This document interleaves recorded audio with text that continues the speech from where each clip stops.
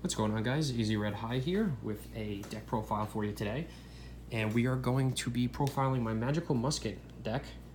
They came out late last year around the time, a little bit before I got back into Yu-Gi-Oh! And I really fell in love with them. I really find their mechanics super interesting, and I really love the artwork. You know, they're all cowboy-ish with some kind of alien guns and this one evil, like, white-blue arm. Just to give you a basics for almost all of the Magical Musket monsters is during either player's turn, you can activate a Magical Musket spell or trap card from your hand, which is super awesome. It turns all your Magical Musket spells and traps into hand traps, which is nice. And if you activate a spell or trap, any spell or trap, including if your opponent activates one in a column that a Magical Musket is in, it activates their second ability, which they all are pretty varied. And I find it pretty interesting. If I can swarm the board, pretty much any spell or trap my opponent activates will activate one of my Magical Muskets. And I found many times that my opponents kind of forget about my abilities and they'll just blindly activate spells and traps in columns that my cards are in without really giving it a bunch of a thought, which then would give me another ability to activate. And the only bad thing about the Magical Muskets, in my opinion, but it also makes them pretty balanced, is that you can only activate their secondary effects once per turn. So, I mean, if not, you could just spam them out, and this deck would probably be pretty degenerate pretty quickly. But we're going to start it off. First things first, we have 3 Magical Musket Caspars. So, you know, his first ability is that you can play Magical Musket spell or trap cards from your hand during either player's turn, and his second ability is when you or your opponent activates a spell or trap card in a column that he is in, he gets to search your deck for 1 Magical Musket card and add it to your hand. 1 Magical Musket card, not just a Magical Musket monster. So Caspar, I think, is probably the most useful card in this deck. It lets you get the spells and traps as well, which really keeps your game moving. So, plus he has a pretty chunky defense at 2,000, so 3 Magical Musket Caspars. Next up, we have 3 Magical Musket Starfires. And her second ability when a spell or trap card is activated in her column is that you get to special summon 1 level 4 or lower Magical Musket monster from your deck in defense position. So I usually do use Caspar to search out the spells and traps, and then I use Starfire to pretty much special summon other monsters. Usually if I can start a game off, I will, you know, get Starfire, play a spell or trap, and then special summon Caspar in defense, because he does have that kind of chunky defense. So it just all works together and makes sense. So 3 Magical Musket Caspars, and like all of them, her effect can only be activated once per turn. Next up, we have 3 Magical Musket Kid Braves. Kid Brave I like a lot. He is the strongest physical attacker in the deck. I guess that's not true, actually. But he has a pretty big attack for these monsters. And 1 spell or trap doubles. 1 Magical Musket spell or trap in his deck, Steady Hands, doubles their attack and defense. So he's usually my go-to, because then his attack is 3,200, and he can get over most pretty big monsters. And his second ability reads, when you activate your spell or trap card in his column, you could discard 1 Magical Musket card and draw 2 cards. Which is really pretty helpful. Gets you a couple more spells and traps to, you know, keep your plays going. And yeah, Kid Brave is a pretty good one. So 3 Kid Braves. And then I have 2 Magical Musket Docks, which I may bump up to 3. I find that I use Doc constantly. I use Starfire to search out Caspar, but most of the time after that, my next play is to get Doc out. When you activate a spell or trap card in Doc's column, he lets you recycle. You can add 1 Magical Musket card from your graveyard to your hand, which can be a spell or trap or monster. And he's just super useful. What I usually end up doing is having him on the board with Caspar and, say, Starfire, and just keep recycling play cards in his column to do something to my opponent, and then just keep bringing them back from my graveyard. His is once per turn as well, but it's during either player's turn. So I try to maximize my effort of Doc. Maximize my use of Doc, and 2's a good number for me right now, but I may end up bumping him up to 3 just because for how often I use him, but I can search relatively easily with this deck, so he's at 2 for the time being. Okay, next up we got some 1-of monsters. 1 Magical Musket Calamity. Her and Magical Musket Wild I find I use very rarely, but sometimes they can be useful. Calamity's second effect reads when you activate a spell or trap card in her column. You can target one magical musket in your graveyard and special summon in defense, which is pretty useful. It's some nice recovery, but I find that most of the time I would rather have Doc on the board and play a spell or trap in his column and then recycle another spell or trap instead of the monster that you get back with her. And Magical Musket Wild is actually pretty useful. You can target 3 Magical Musket cards when a spell or trap card is activated in his column. You can target 3 Magical Musket cards, spells, or traps, and shuffle in your graveyard and shuffle 3 of them into your deck, and draw 1 card, which is useful. I've had it be pretty helpful in certain scenarios, but most of the time, like I've been saying, I try to have Doc recycle the cards. So if I'm shuffling them back into my deck, Doc loses all of his targets. So if I have Doc on the board already, I very rarely use Wild to bring out. I have both of these in here because I also have Ties of the Brethren in this deck, and these are the only other level 2 light 4-star fiends that I have. The third being Starfire. So if I do get Ties, drop one of them to bring out the other 2. They're pretty much in here for that purpose alone. So Magical Musket Calamity, Magical Musket Wild. He's also the strongest physical attacker under 4 stars and lower in this deck. That is a Magical Musket, I'm sorry. Next up, I have one of Magical Musket Mastermind Zakiel, the boss monster of this deck. I have him in here. I like to, when I play an archetype type deck, Magical Muskets, I try to put one of every of them in this deck. So I kept him in here, and he is the biggest monster I do have in this deck. You can tribute summon him by just sacrificing, by tributing 1 Magical Musket monster instead of 2. And his ability is okay. I use it seldom. I use him very seldomly. Once per turn during your opponent's end phase, you can draw cards equal to the number of Magical Musket spell trap cards you activated this turn while this card is face up on the field. So he also has the ability where you can play spells or traps during either player's turn. But yeah, the second ability is alright to draw some cards. Usually I don't have him on the board to really activate him. I find that the tinier monsters are more useful than him. But yeah, I don't know why I have him in this deck. But if I do hit him with, say, Steady Hands, a double spell attack and defense, he becomes 5,000, which is pretty beefy. I've only used him a truly handful of times playing this deck, but maybe I'll do a little bit more. And then I have my last monster running out the deck is 1 Honest. I had him at 2 for a while, and I think I actually took the second Honest out for the Mastermind Zakiel, the card I just had on the screen. But I keep him in here. Honest, you discard. He gains the monster. You can send this card from your hand to the graveyard. The monster gains attack equal to the attack of the opponent's monster it is battling. So that's sometimes nice just to get over things. I probably should put a couple more in here because most of the Magical Muskets are pretty weak in attack.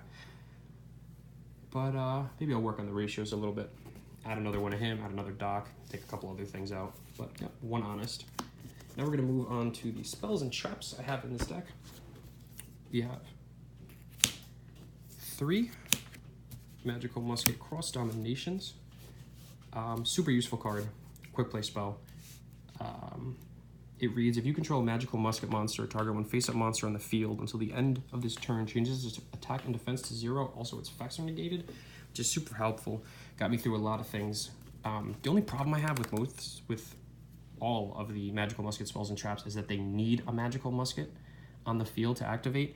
And once we finish this up and get into the extra deck, you'll see I have a very small extra deck because most of the time I'm not trying to get rid of these cards. I need a Magical Musket on the board to make almost all of the spells and traps in this deck work. So it's the only problem, but this is super nice, negate all the abilities and the cards you got that you target with this, make it attack into 0. So your monsters are pretty tiny in this deck, but now you can get over them. 3 Magical Musket, Cross Domination, and of course with all the Magical Musket abilities you can activate this right from your hand on your opponent's turn. 3 of those. Then probably one of the cards I go to a lot in this deck is Magical Musket Steady Hands. You need a Magical Musket on board, and target one Magical Musket monster you control, its attack and defense becomes doubled. Oh, actually, I guess you do not need a Magical Musket on the board, but you have to target one, so obviously you do. Double its attack and defense until the end of this turn, but it cannot attack directly. Also with the abilities of the spells and traps, just like the monsters, you can do most of them only once per turn. This is a super helpful card. You know, I got pretty tiny monsters. My opponent's stacking me.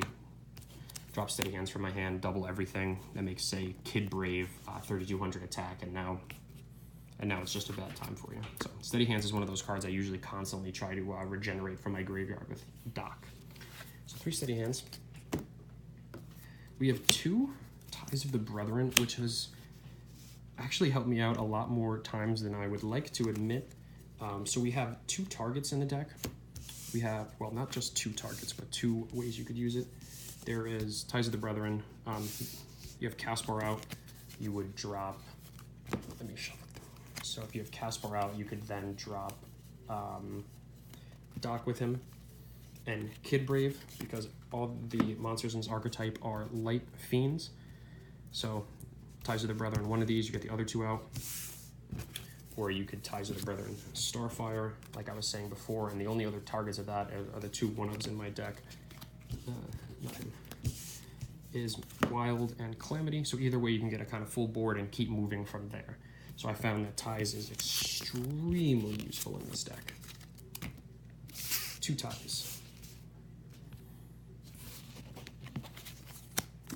Next up, I have 2 double summons, which I think is also another extremely useful card in this deck. I was thinking about maybe bumping this up to 3. You can conduct 2 normal summon sets this turn, not just 1, so you can get 2 of your magical muskets out. But the thing that I really love about this is, say you have Caspar out, you don't even have another monster in your hand, you have all spells and traps, your hand is empty, and just to get his search off, to search for any magical musket card, you can just play double summon his column. Now you can summon again, but just since this was activated, now you get that search off. And then you can search another monster to summon again. You can search any of the spells and traps.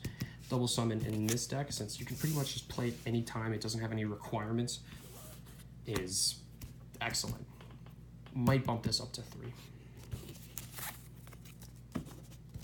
And then we have, for the 1-ofs, got 1 Dark Hole, which might not make too much sense, because like I was saying, I always want a magical musket on board to activate the spells and traps. But I run 2 traps in this deck for the... what is it called? Magical Musket Fiendish Deal, which makes it so the Magical Musket monsters cannot be affected by card effects, which is super useful. Have a couple on board, have that trap, drop Dark Hole, kills everything, except my monsters. So 1 Dark Hole, 1 Upstart, which is kind of like double summon. The draw card is nice, but it's pretty much just to activate in a Magical Muskets column to get their effects to launch off. 1 Monster Reborn, because every deck can use a Monster Reborn, And 1 Duality, which I think was just an open space in my deck. I might pop this out to put another double summon or Doc in the deck. This is another one of those cards to pretty much just activate in one of their columns to get their abilities to go off. So 1 Duality, and I do special summon through Starfire and Ties of the Brethren, and I guess Monster Reborn as well. So it's not always handy, but just to get their effects to go off. Okay, so that rounds up the spells in my deck.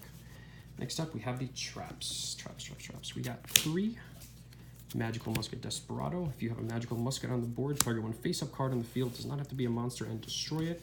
Super useful card, and like I've been saying with Doc's ability to recycle from my graveyard, I pretty much always have one of these in my hand. So, just pop one card.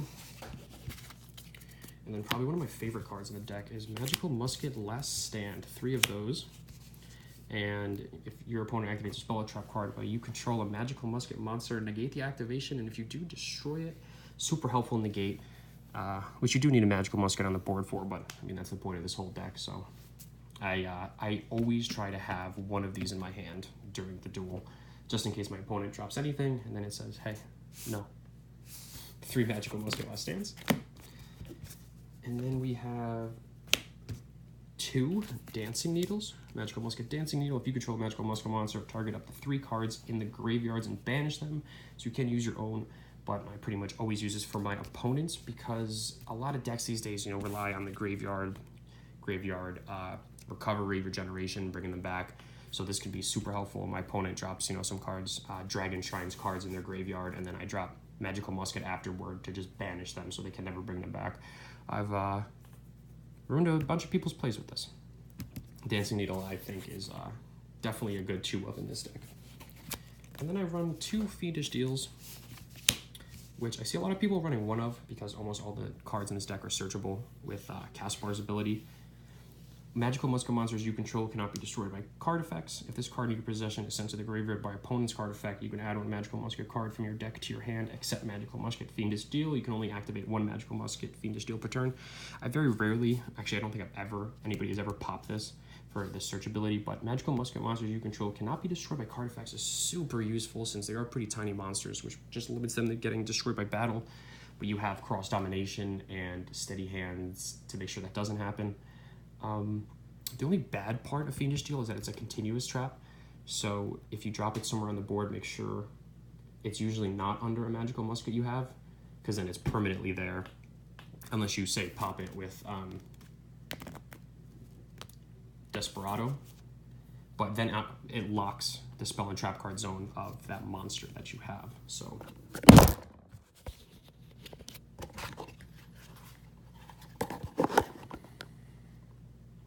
then you can't use that anymore and activate their abilities.